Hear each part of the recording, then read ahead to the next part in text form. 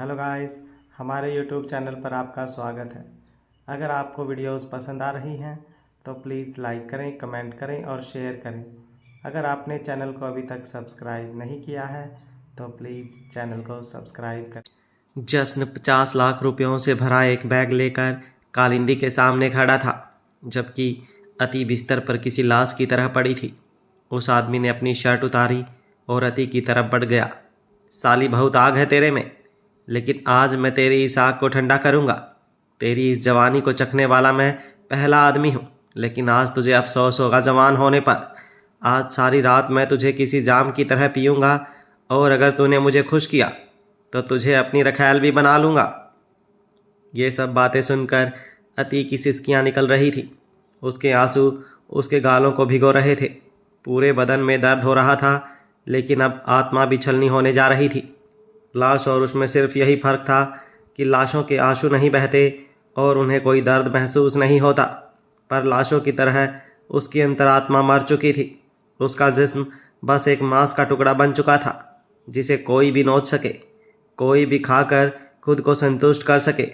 वो आज इंसान से सिर्फ एक चीज़ बनकर रह गई थी, जिसे इस्तेमाल करने वाला जब तक मन आए तब तक इस्तेमाल करे, और जब मन भर जाए तो फेंक दे। पर साहब, उस लड़की की बोली लग चुकी है, और पहले ही एक आदमी उसे 6 लाख में एक रात के लिए खरीद चुका है। आप सुबह तक का इंतज़ार कर लीजिए, तब उस लड़की को मैं एक दिन के लिए क्या, पूरे 5 दिनों के लिए आपको सौंप दूंगी। फिर जितने मज़े आपको लेने हो ले लीजिएगा, लेकिन फ़िलहाल इनमें से कोई पसंद कर लीजिए। ये सब भी बहुत मस्त हैं, जन्नत की सैर करा देंगी। कालिंदी ने जश्न को सामने खड़ी लड़कियों को एक नज़र देखते हुए कहा। जश्न ने उसकी बात तो सुनी, लेकिन उन लड़कियों की तरफ एक नज़र भी नहीं देखा, और अपनी जेब में हाथ डाल पूरे एटीट्यूड के साथ बोला, अगर वो लड़की मुझे नहीं मिली तो तुम्हें नर्क की सैर कराने की जिम्मेदारी मेरी। उसकी बात सुनकर ही कालिंदी के हाथ पैर कांपने लगे थे। सामने खड़े जिस शख्स ने उसे धमकी दी थी, उसकी एक आवाज़ पर ही ना जाने कितने लोगों का नामो निशान तक मिट चुका था, तो उससे वो कैसे दुश्मनी मोल ले सकती है। उसके कोठे का उसूल था कि आज तक एक बार जिस लड़की को बुक कर लिया गया, उसकी बुकिंग कभी कैंसिल नहीं होती थी, लेकिन आज जश्न के लिए उसे अपना उसूल भी बदलना पड़ रहा था। कालिंदी के पास कोठा चलाने का लाइसेंस था, लेकिन ऐसे हज़ारों लाइसेंस जश्न अपनी जूती के नोक के नीचे रखता है, ये बात भी वो अच्छे से जानती थी। ऐसा भी क्या है उस लड़की में साहब, जो आप उसके दीवाने हुए जा रहे हैं? यहाँ एक से बढ़कर एक है। आप बस हुक्म कीजिए, अगर आपका तन और मन खुश ना कर दिया तो कहिएगा। कालिंदी ने फिर से उसे मनाने के लिए कहा, लेकिन इस बार जश्न ने उसे घूर कर देखा और अपनी मुट्ठियाँ कस ली, जिस पर शेखर जल्दी से कालिंदी के पास आया और उसके कान में कुछ बोला। माई जी, ज़्यादा वक्त मत लगाइए। इसने मुट्ठी कस ली, मतलब इसका सब्र और गुस्सा दोनों ही हदें तोड़ रहा है। इससे पहले ये आंधी लाए, इसके अंदर के तूफान को शांत कर दीजिए। वो भद्दी सी शक्ल वाला आदमी अपनी शर्ट उतारे अति के ऊपर झुका हुआ था, और अति पीछे की तरफ खिसक रही थी। प्लीज़ मुझे छोड़ दीजिए, मैं आपके आगे हाथ जोड़ती हूँ, वो रोते हुए बोल रही थी। उसका घूंघट अभी भी उसके चेहरे पर ही था, लेकिन उस आदमी की नज़र उसके चेहरे पर तो थी ही नहीं। उसकी हवस से भरी नज़रें तो सिर्फ उसके सीने पर थी। बड़े नखरे हैं तेरे, तो लगता है कोई हूर की परी है तू। दिखा तेरी शक्ल तो दिखा। कहते हुए उसने उसके घूंघट को हाथ लगाया। तभी उस कमरे का दरवाज़ा टूटा और उस आदमी ने घूंघट को छोड़ पलट कर पीछे देखा तो जश्न सिंह शेखावत दरवाजे पर खड़ा था। उस आदमी ने पहले तो महफिल पर ध्यान ही नहीं दिया था कि वहाँ पर कौन कौन है। उसकी नज़रें तो सिर्फ अति पर थी। जश्न सिंह शेखावत को यहाँ देखकर तो वो भी हैरान था। वो भी इस शहर का नामी गिनामी बिजनेसमैन था, लेकिन जश्न सिंह शेखावत की तो जूती के बराबर भी नहीं था। अति की बढ़ती हुई सांसें एक पल के लिए तो शांत हो गई, पर वह खुद हैरान था कि ऐसे इस तरह से दरवाज़ा तोड़कर कौन आया। बाहर निकल यहाँ से, जश्न ने धीमे पर रौबदार आवाज़ में कहा। वो आदमी नवीन जोशी भले ही उसकी हैसियत के बराबर नहीं था, लेकिन फिर भी उसके सामने पूरी अकड़ से खड़े होते हुए बोला, आज रात के लिए ख़रीदा है मैंने इसे, पूरे 6 लाख दिए हैं, इसलिए आज की रात इसके साथ मैं ही बिता। एक झन्नाटेदार थप्पड़ ने उसका पूरा जबड़ा ही हिला दिया था।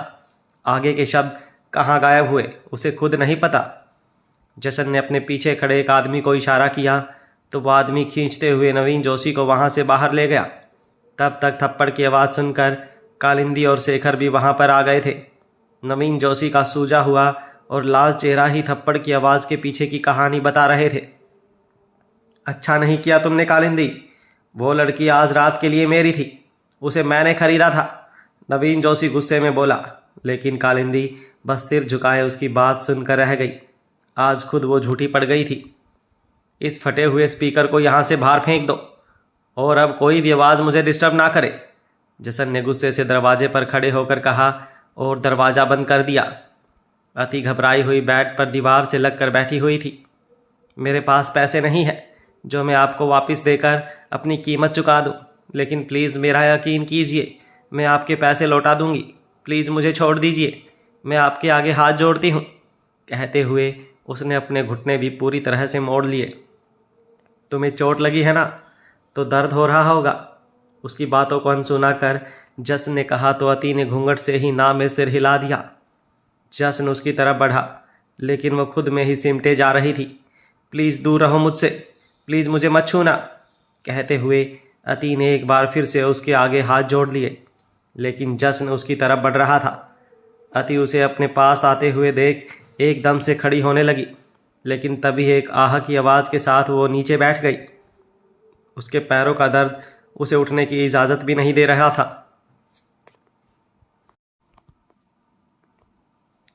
अति जश्न को खुद से दूर रहने की कह रही थी, लेकिन वह उसके करीब बढ़ रहा था।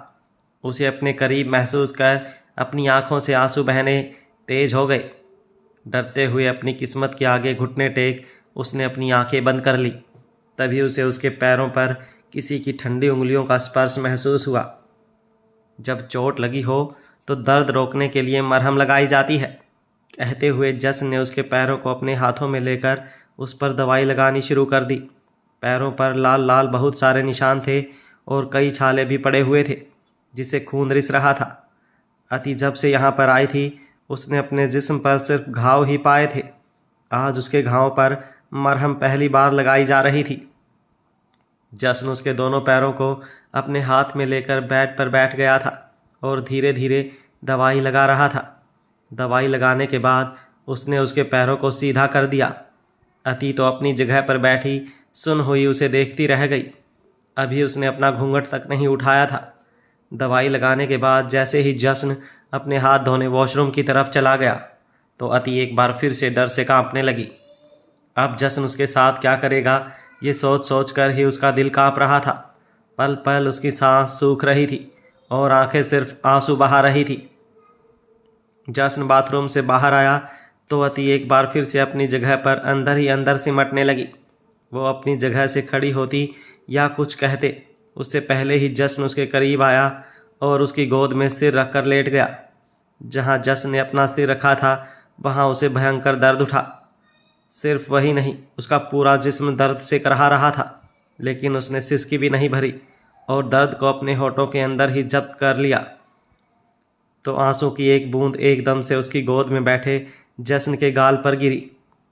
जश्न ने जब से उसकी गोदी में सिर रखा था तब से उसकी आंखें बंद थी, लेकिन अचानक से गाल पर एक बूंद आंसू गिरने पर उसने अपनी आंखें खोली तो घूंघट में से अति का चेहरा हल्का हल्का दिखा और उसकी ठोड़ी पर रुके हुए आंसू भी। अति ने अपने आंसू साफ किए और हैरानी से जश्न को देखती रही। उसने अपने हाथ अपने सीने पर रख लिए। उसे लगा कि शायद वह उसे ज़बरदस्ती करेगा, लेकिन वो यूं ही लेटा रहा। जश्न उसे यूं देखकर एक बार फिर से उठा और कमरे में कुछ ढूंढने लगा। अति उसके उठने से एक बार फिर डर गई। उसकी हर एक सांस डर और घबराहट में लिपटी हुई थी। कुछ पल बाद जश्न फिर से वापस उसकी तरफ आया तो उसके हाथ में एक तौलिया था। उसने वो तौलिया उसके ऊपर अच्छे से लपेटा ताकि उसका सीना ढक जाए और फिर से उसकी गोद में सिर रखकर लेट गया। अति को तो समझ यह नहीं आ रहा था कि जश्न कर क्या रहा है। एक पल के लिए वो राहत की सांस लेती तो दूसरे ही पल डर जाती। थोड़े दिन पहले उसे अपनी किस्मत पर नाज था, लेकिन आज उसे अपनी किस्मत पर रोना आ रहा था। उसकी आंखों के आगे अतीत का एक एक पल घूम रहा था। ऐसे ही सोचते सोचते कब उसकी आंखें नींद से बोझिल हो गई उसे पता ही नहीं चला। दर्द और थकावट इतनी ज़्यादा थी कि वो लेटी तक नहीं और यूं ही बैठे सो गई। उसके सोने के बाद जसन ने अपनी आंखें खोली और उसकी गोद से अपना सिर हटा लिया। सुबह हुई तो एक बार फिर से दर्द से कराहते हुए अति ने अपनी आंखें खोली। वो हैरान रह गई जब उसने अपने सिर को जसन की गोद में पाया। वो एकदम से उठकर बैठ गई। उसका घूंघट भी हट चुका था। उसने जसन की तरफ देखा। थोड़ी थोड़ी लंबी मूछें जिन्हें ताव देकर किनारों से गोल किया हुआ था, घनी पलकें थी, होंठ हल्के गुलाबी और थोड़े पतले, रंग गेहुआ और बदन एकदम कसा हुआ।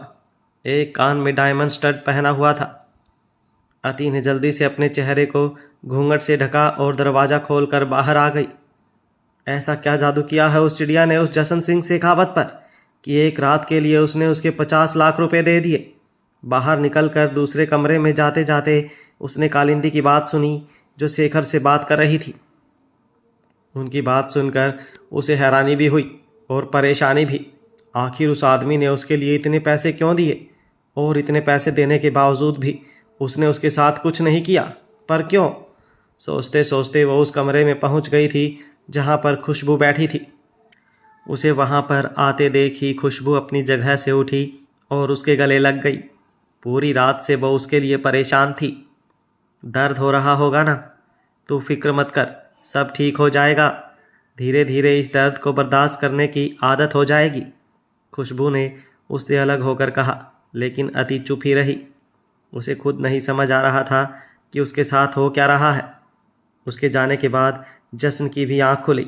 अपनी खाली गोद को देखकर उसे समझ आ गया कि अति वहाँ से जा चुकी है। रात को उसके सोने के बाद उसने उसे अच्छे से लिटाकर उसका सिर अपनी गोद में रखा और पूरी रात सहलाता रहा। उसके बदन पर तो वो हाथ नहीं लगा सकता था, लेकिन कम से कम उसे एक अच्छी नींद सोने में तो मदद कर ही सकता था। आज कई दिन बाद जसन भी थोड़ी देर के लिए सोया था। उसने अपना फ़ोन उठाया और एक फ़ोन मिलाकर कुछ देर बात की और फिर उस कमरे से निकलकर कालिंदी से मिलने के लिए उसकी जगह पर आया। कालिंदी उसे अपने पास आते देख मुस्कुराई और बेशर्मी से बोली, बड़ा खिला खिला चेहरा लग रहा है जनाब आपका। लगता है पूरी रात बड़ी शिद्दत से जी भरकर फूलों का रसपान किया है। जसन ने उसकी बात एक कान से सुनी और दूसरे कान से बाहर निकाल दी और उसके सामने रखी चेयर पर बैठकर बोला, उस लड़की को बुलाइए, बाहर गाड़ी में ड्राइवर हम दोनों का इंतज़ार कर रहा है। उसकी बात सुनकर पहले तो कालिंदी को अपने कानों पर विश्वास ही नहीं हुआ कि उसने क्या सुना। उसने चौंकते हुए जसन की तरफ देखा और बोली, क्या कहा आपने? बाहर मेरी गाड़ी में मेरा ड्राइवर मेरा और अति का इंतज़ार कर रहा है। आप उसे बुलाएंगे या मैं खुद ढूंढने जाऊं? जसन ने इस बार ऊंची आवाज़ में रुक रुक कर कहा ताकि कालिंदी को एक एक शब्द अच्छी तरह से सुनाई दे। शेखावत साहब, आप शायद भूल रहे हैं कि सौदा सिर्फ एक रात का हुआ था, उम्र भर का नहीं। वो लड़की इस कोठे की होने वाली शान है। उसे इस कोठे में ही रहने दीजिए। जब आपका मन हो तब आइए, आपको उससे भी बढ़िया चीज़ दी जाएगी, लेकिन सिर्फ इस्तेमाल के लिए, यहाँ से ले जाने के लिए नहीं। वैश्या कोठों पर रहती हैं, लोगों के घरों में नहीं, और उनके साथ अंधेरे भरी रातें बिताई जाती हैं, उजाले वाले दिन नहीं। जैसे ही कालिंदी ने अति के लिए वैश्या शब्द का इस्तेमाल किया, जसन की मुट्ठियाँ कस गई। उसने गुस्से से कालिंदी की तरफ देखा और बोला, मैं एक ही बात बार बार नहीं दोहराता, और अगर 2 बार दोहराने से भी किसी को मेरी बात समझ में ना आए तो मैं उस बात और उस इंसान दोनों का वजूद ख़त्म कर देता हूँ। देखिए शेखावत साहब, आपका रुतबा मैं अच्छी तरह से जानती हूँ, लेकिन आप भी ये बात जान लीजिए कि कालिंदी का उसूल है, जो मोल वो खरीदती है उसका बाज़ार भी उसके अड्डे पर होता है और उसकी बिक्री भी। आप हमारे रेगुलर कस्टमर हैं, इसलिए कल रात मैंने आपकी बात मान ली, वरना इस धंधे का उसूल है कि एक बार जिसकी बुकिंग हो गई ना, वो कैंसिल नहीं होती और ना ही उससे बदला जाता है। वो लड़की अब इस कोठे की शान है और वो यहाँ से कहीं नहीं जाएगी। 1 करोड़। अब जसन सिंह शेखावत नहीं, उसके साथ खड़ा उसका आदमी बोला, जिसके हाथों में नोटों का बैग था। कालिंदी ने अपनी भौहें उचकाते हुए उसकी तरफ देखा। 2 करोड़। उसका आदमी आगे बोला। शैली जो वहाँ छिपकर उनकी बातें सुन रही थी, 2 करोड़ सुनकर उसका मुंह खुला का खुला रह गया। वो जल्दी से अंदर अति के कमरे की तरफ भागी। अति नहाकर अभी बाथरूम में बाहर ही आई थी। कालिंदी का ऑर्डर था कि यहाँ की हर लड़की सुबह नहा धोकर सज धज कर तैयार रहे। खुशबू उसे आईने के सामने बिठाकर उसका मेकअप कर रही थी, लेकिन अति की आंखों में तो आंसू बह रहे थे, जिन्हें पोंछने की हिम्मत खुशबू में भी नहीं थी। सैली गुस्से में भटकती हुई वहाँ पर आई और अति का हाथ पकड़ उसे खींचकर खड़ा करते हुए बोली, मुझे पहले ही पता था, जितनी सती सावित्री तू दिखती है उतनी है नहीं। कितनी छुपा रुस्तम और चालबाज निकली तू साली। एक ही दिन में इतने बड़े कस्टमर पर हाथ साफ कर गई कि अब उसे तेरे अलावा कोई और चाहिए ही नहीं। जुबान संभाल कर बात करो वरना मुंह तोड़ दूंगी। अति ने अपना हाथ छुड़वाते हुए उससे कहा, अगर उस जशन सिंह शेखावत ने यहाँ आना छोड़ दिया तो सबसे पहले तो माई ही तेरा मुंह तोड़ देगी। साला उसने हाथ तक नहीं लगाया मुझे और तेरे ऊपर ऐसा दीवाना हुआ कि तुझे 2 करोड़ में भी खरीदने को तैयार है। सैली ने गुस्से में कहा, लेकिन उसकी बातें अति और खुशबू दोनों को हैरान कर रही थी। मुझे ना यहाँ रहना है और ना ही किसी और के पास जाना है। मुझे सिर्फ यहाँ से बाहर जाना है, जहाँ तुम जैसे हैवान नहीं अच्छे इंसान रहते हैं, अति ने कहा और उसे धक्का देकर वहाँ से बाहर आ गई। उसके धक्का देने से सैली एक कदम पीछे हुई और चीखते हुए बोली, साली मज़े भी पूरे लेती है और नखरे भी पूरे दिखाती है। अब देख तू मैं तेरा माई से क्या हाल करवाती हूँ। 5 करोड़ सुनकर जहाँ माई की सांसें थम गई, वहाँ अति के कदम भी रुक गए जो वहीं से गुजर रही थी।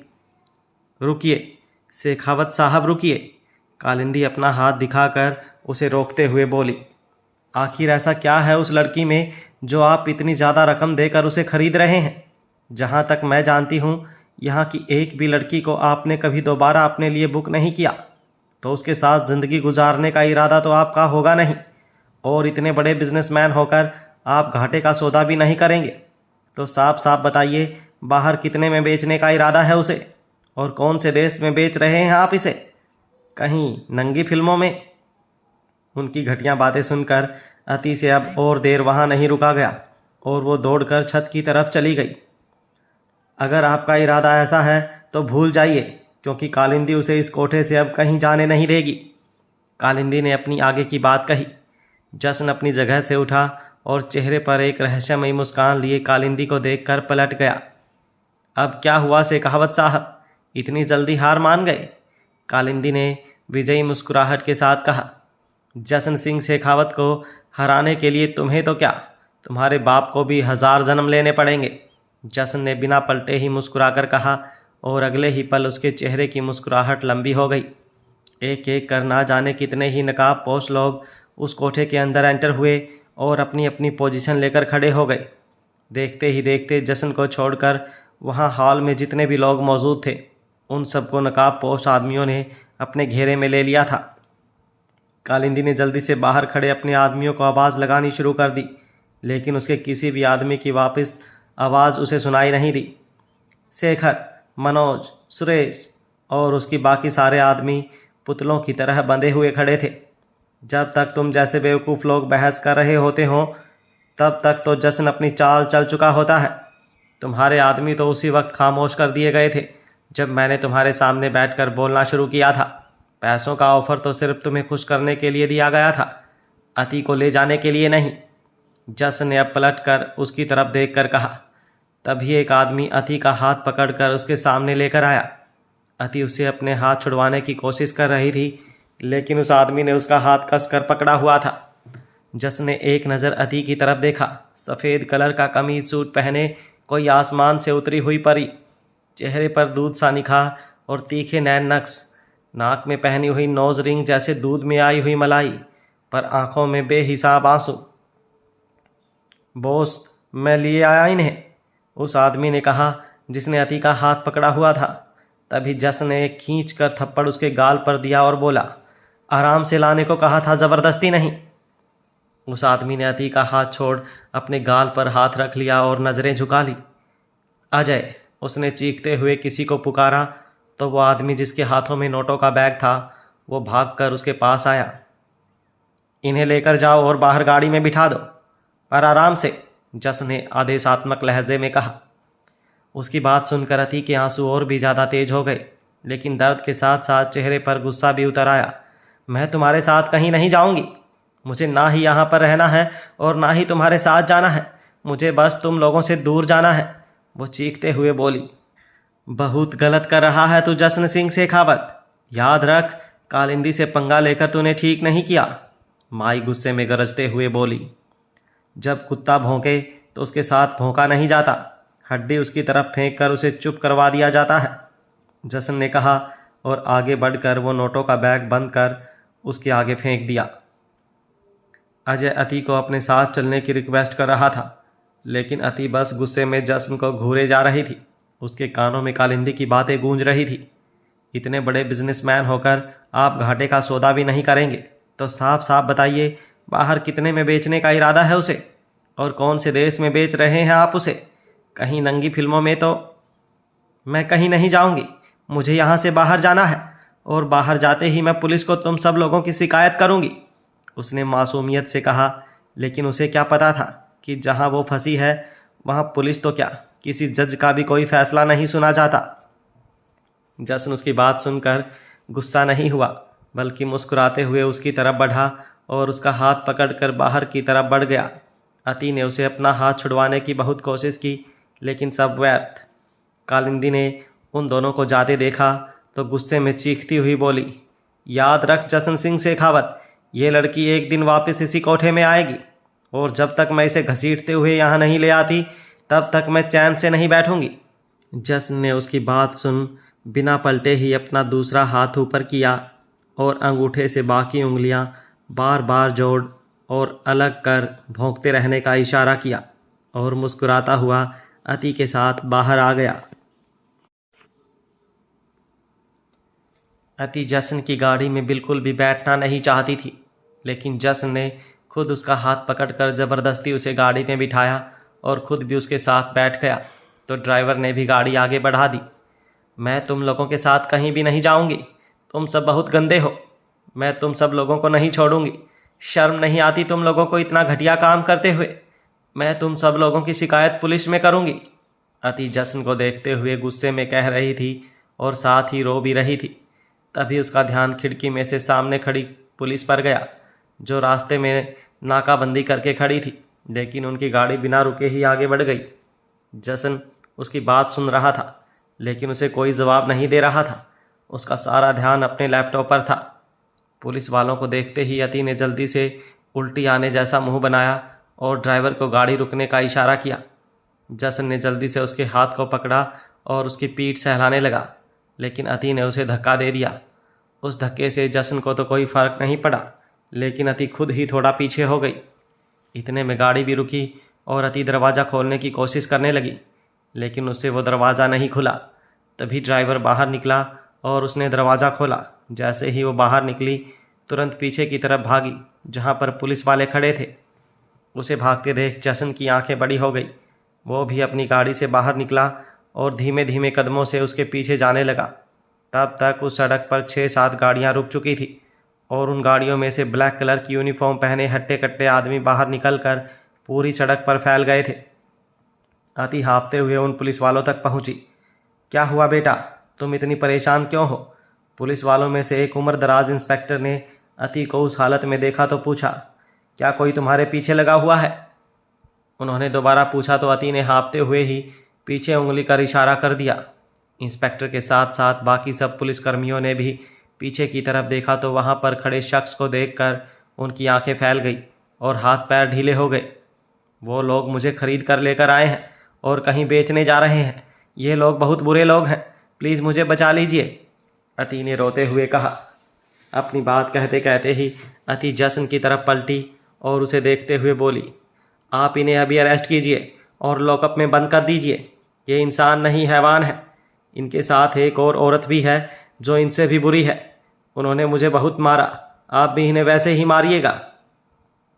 उसके गुस्से और रोने से हुई नाक लाल देखकर जश्न के चेहरे पर हल्की सी मुस्कान आ गई, जिसे देख वहाँ खड़े सब लोग हैरान हो गए।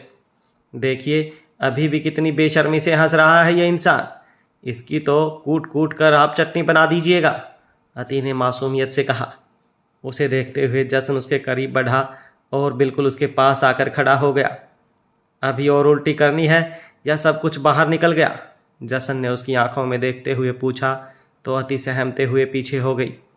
उसने इंस्पेक्टर की तरफ देखा और बोली, देखिए आपके सामने कैसे ये इंसान। लेकिन उसके आगे के शब्द उसके मुंह में ही रह गए जब जसन ने एक झटके से उसे अपनी गोद में उठा लिया और गाड़ी की तरफ लेकर बढ़ गया।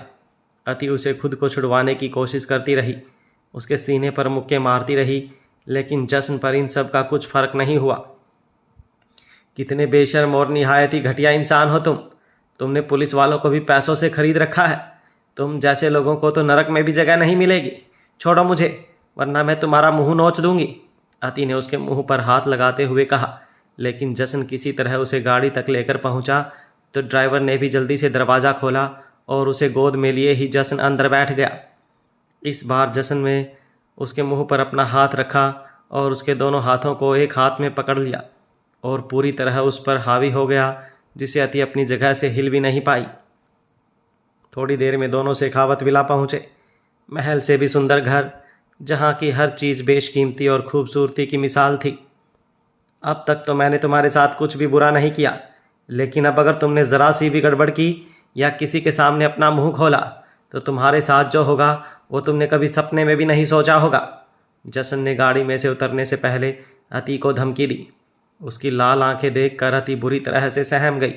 जिस तरह से अब जसन ने उसे गाड़ी में पकड़ रखा था, उसे समझ आ गया था ऐसे तो वो उसे बिल्कुल नहीं छूट सकती। अब उसे अपने ज़ोर का नहीं दिमाग का ही इस्तेमाल करना होगा। जसन ने जिस तरह से उसे गाड़ी में पकड़ रखा था, एक बार फिर से अति का पूरा बदन दर्द होने लगा था। गाड़ी में से उतरते ही उसके मुंह से हल्की सी आह निकली तो जसन ने एक बार फिर से उसे अपनी गोद में उठा लिया। नीचे उतारो मुझे, अति चीखते हुए बोली। अगर एक लफ्ज़ भी और अपने मुंह से निकाला तो बहुत अफसोस होगा तुम्हें, जसन ने गुस्से से कहा तो अति चुपचाप उसकी गोद में दुबक गई। जैसे ही जसन अति को अपनी गोद में उठाए घर में दाखिल हुआ, घर के अंदर सोफे पर बैठे सभी शख्स की नज़र उसकी ओर घूम गई। रोहिणी जी और हर्ष दोनों सोफे पर बैठे काम के सिलसिले में कोई बात कर रहे थे, जबकि मनीषा अभी अभी सीढ़ियों से उतर कर नीचे आ रही थी। जसन की गोद में किसी लड़की को देखकर उसकी भौहें तन गई। जसन और अति को देखकर रोहिणी जी जल्दी से उनकी तरफ आए और उन दोनों को देखते हुए बोली, कहाँ थे तुम और ये लड़की कौन है? सुंदर काका, रमा आंटी। जो शख्स नौकरों को एक नज़र देखता भी नहीं था, आज खुद उनको आवाज़ लगा रहा था। वहाँ पर सब नौकर लाइन में खड़े थे, लेकिन जसन सुंदर काका और रमा आंटी का इंतज़ार कर रहा था। जैसे ही वो दोनों आए, जसन उनकी तरफ देखते हुए बोला, मेरे बगल वाला कमरा तैयार कीजिए। वो दोनों भी अति को जसन की गोद में देखकर हैरान थे, लेकिन उनकी कुछ कहने की हैसियत नहीं थी। पर यह लड़की कौन? रोहिणी जी ने एक बार फिर से सवाल किया, जिस पर जसन ने कोई जवाब नहीं दिया। ठीक है, मत बताओ, लेकिन जब तक कमरा तैयार होता है तब तक इसे यहाँ सोफे पर तो बिठा दो। अरे ऐसे कैसे, आखिर पहले पता तो चले कि ये लड़की है कौन? मनीषा वहाँ आकर बोली। अति को जसन की गोद में देखकर उसका तन मन जल रहा था, लेकिन सबको नज़रअंदाज कर जसन अति को यूं ही गोद में लिए अपने कमरे की तरफ बढ़ गया। उसे अति को अपने कमरे में ले जाते देख तो सबकी आंखें बुरी तरह से फट गईं। जहां जसन हवा को भी नहीं जाने देता था, वहां वो खुद किसी इंसान को लिए जा रहा था, और वो भी अपनी गोद में उठाकर। ये उनके लिए किसी सदमे की तरह था। खुद को कमरे में जाते देख अति के आंसू बहने लगे। अब उसके साथ क्या होगा, ये सोच सोच कर ही उसकी जान निकलने लगी। कैसी किस्मत हो गई थी उसकी, एक जगह से निकलकर दूसरी जगह पर फंस रही थी। इंसान ना होकर किसी चीज़ की तरह खरीदी और बेची जा रही थी। जसन ने उसे अपने बेड पर बिठाया तो अति ने नज़रें घुमाकर कमरे की तरफ देखा तो लगा जैसे सड़क का कोई कमरा हो, लेकिन दीवार पर लगी तस्वीरों को देखकर उसका सिर घूम गया। जसन ने तब तक दरवाज़ा बंद किया और अति के पास आकर बोला, अपने कपड़े उतारो। अति हैरानी से उसे देखती रही। उसके आंसू तेज हो गए थे और नज़रों में सिर्फ बेबसी और लाचारी थी। सुना नहीं तुमने? मैंने कहा अपने कपड़े उतारो। जसन ने एक बार फिर से रौबदार आवाज़ में कहा तो अति अपनी जगह पर बैठी बैठी कांप गई।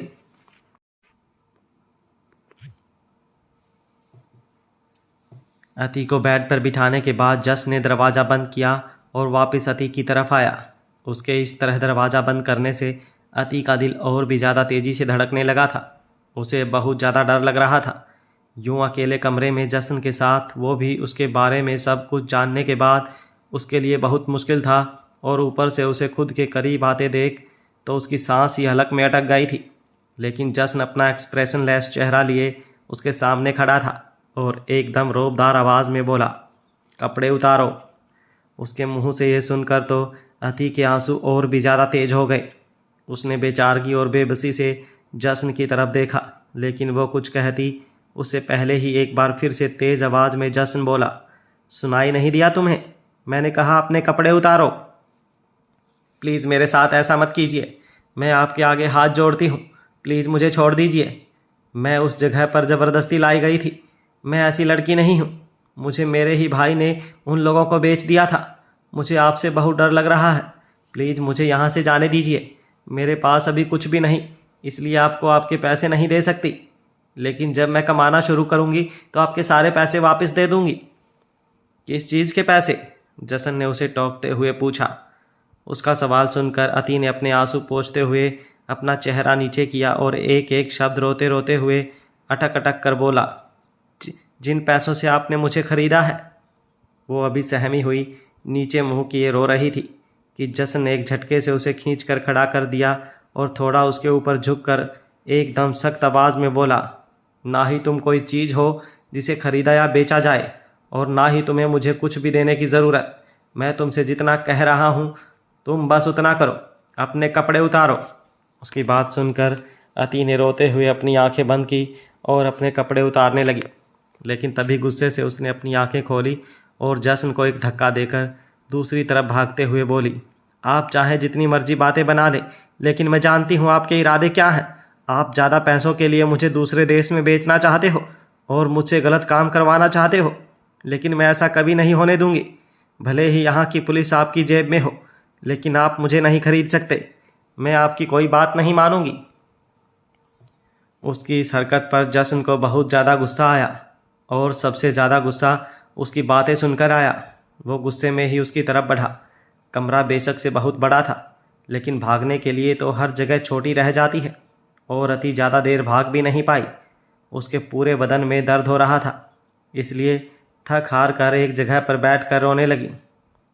अचानक से उसे महसूस हुआ कि किसी ने उसके पैरों पर कुछ डाला है, तो उसने देखा जश्न ने उसके पैरों पर रस्सी डालकर उन्हें बांध दिया था और अब उसके हाथ भी उसने अपने हाथों में पकड़ लिए थे।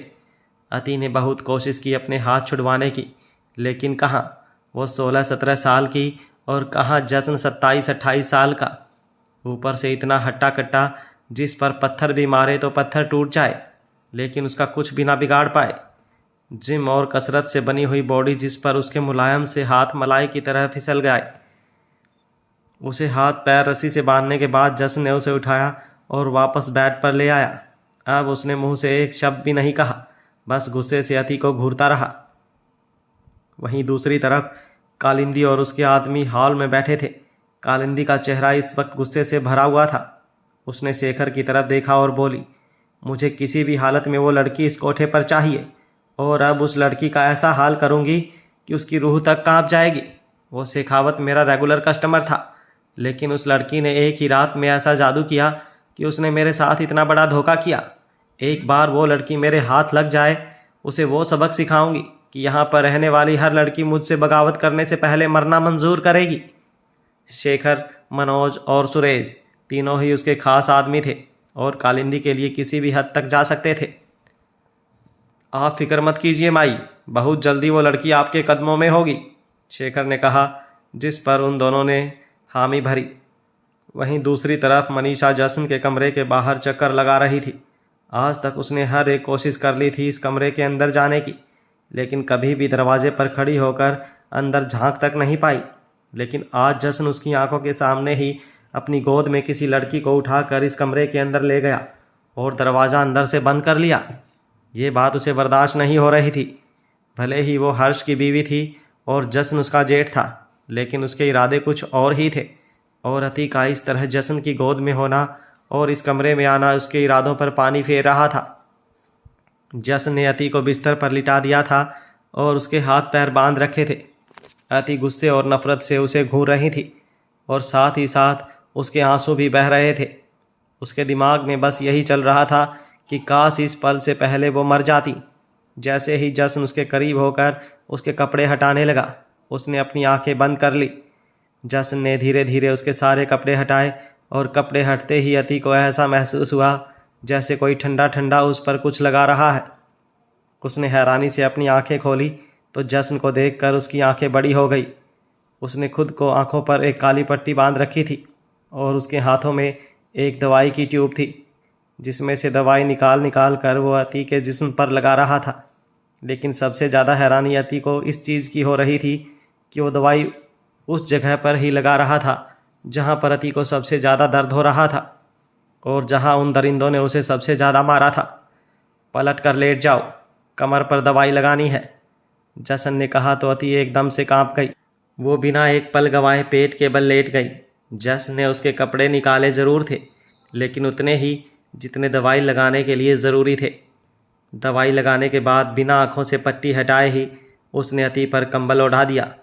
अति ने भी जल्दी से कंबल अपने मुंह तक लपेट लिया तो जश्न ने अपनी आँखों से पट्टी हटा दी। उसी वक्त किसी ने दरवाज़ा नॉक किया। जश्न ने जाकर दरवाज़ा खोला तो रमा आंटी थी, जिनके हाथ में नाश्ते की एक ट्रे थी। जश्न ने दरवाजे पर ही वो ट्रे ली और दरवाज़ा फिर से बंद कर दिया। उसने वो नाश्ते से भरी ट्रे बेड के पास टेबल पर ही रखी और अति को खाने का बोलकर कमरे से बाहर आ गया। उसके कमरे पर लॉक सिस्टम ऐसा था कि बाहर से वो कमरा सिर्फ उसके फिंगरप्रिंट से खुलता था और या फिर अंदर से उसे कोई खोल सकता था, लेकिन बाहर से कोई भी और आदमी उस दरवाजे को नहीं खोल सकता था। उसके जाने के बाद अति ने जल्दी से नाश्ता किया, क्योंकि कल रात से ही उसने कुछ नहीं खाया था और चूहे उसके पेट में भाग दौड़ मचा रहे थे। सब कुछ एक तरफ लेकिन भूख एक तरफ। उसे जश्न समझ में नहीं आ रहा था कि आखिर वो चाहता क्या है। एक तरफ वो उसे सही लग रहा था तो दूसरी तरफ उसकी हरकतें और उसकी बातें उसे असमंजस में डाल रही थी। जैसे वो उसे यहाँ लेकर आया और उसकी केयर कर रहा है, वैसे तो वो उसे सही लग रहा था, लेकिन कालिंदी ने उसके बारे में जो बातें कही थी वो भी बार बार उसके कानों में गूंज रही थी। उसने सोच लिया था जो भी हो वो जितना जल्दी हो सके यहाँ से भाग जाएगी, बाहर जाकर अकेली रह लेगी और छोटी मोटी जॉब कर लेगी, लेकिन अब ना ही अपने भाई के पास वापस जाएगी और ना ही किसी और को अपना फ़ायदा उठाने देगी। उसे सबसे ज़्यादा नफ़रत तो अपने भाई से हो रही थी, जिसने पैसों के लालच में उसे शेखर को बेच दिया और शेखर उसे कालिंदी के पास ले आया। तभी उसका ध्यान खुद पर गया। खुद पर आधे अधूरे कपड़े देख उसने जल्दी से अपने कपड़े ढूंढे, लेकिन उसके सारे कपड़े खराब हो चुके थे। उसकी नज़र जश्न के कमरे में बनी अलमारी की तरफ गई। लोगों के कमरों से बड़ी तो उसकी अलमारी ही थी। उसने अलमारी खोल कर देखी तो हैरान रह गई। उसमें लड़कियों के कपड़े भी थे। उसने एक फ़्रॉक सूट निकाला तो वो सूट उसके हिसाब से बड़ा था, लेकिन उसके पास कोई ऑप्शन नहीं था, इसलिए उसने जल्दी से वो फ़्रॉक सूट पहन लिया। यही सही मौका है, मुझे यहाँ से भाग जाना चाहिए, उसने मन ही मन कहा और दरवाजे की तरफ देखा जो बंद था और फिर खिड़कियों की तरफ भागी। बहुत कोशिश की उसने खिड़कियाँ खोलने की, लेकिन उसे समझ ही नहीं आया कि ये खिड़कियाँ कैसी हैं और किस तरह खुलेंगी। आखिर में वो दरवाजे तक आई, लेकिन जैसे ही उसने दरवाज़ा खोला बाहर एक शख्स खड़ा था। अति ने बेचारगी से उस शख्स की तरफ देखा, लेकिन उसके कुछ कहने या समझने से पहले ही उस शख्स ने अति पर अपना हाथ उठा दिया तो उसके मुंह से एक दर्द भरी आह निकल गई।